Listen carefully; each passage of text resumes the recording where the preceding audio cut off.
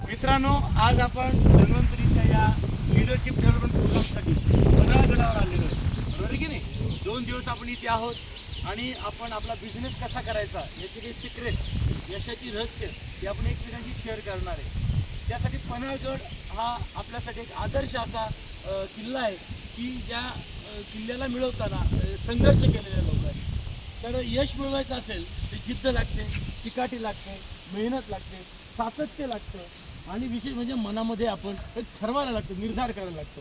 आणि आपण सगळे निर्धार केलेले लोक आहेत. धन्वंतरीमध्ये अनेकांचे आयुष्य बदललेली आहे. साधी रस्त्यावरची माणसं ज्यांच्याकडे काहीच नव्हतं, अगदी सायकल पण नाही, घर पण नाही, बूट पण नाही, ते लोक आता कारमध्ये फिरत आहेत, त्यांनी गाड्या घेतल्या, बंगले घेतले, परदेश दौरे केले. हा इतिहास आहे. म्हणजे या कुठल्या स्टोरीज नाही आहे, या कल्पनेच्या कथा नाही आहे, ही रियालिटी, वास्तववाद आहे.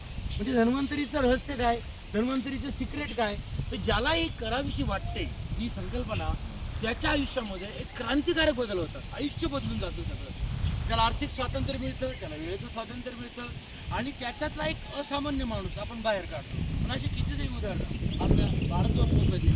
ते धन्वंतरी जीव लावून करा, 24 तास करा, अष्टप्रहर करा, घर घर धन्वंतरी, हर हर धन्वंतरी, उठता बसता धन्वंतरी, हे जर मनामध्ये ठेवलं तर नथिंग इज इम्पॉसिबल. काही अशक्य असं काहीच नाही आहे.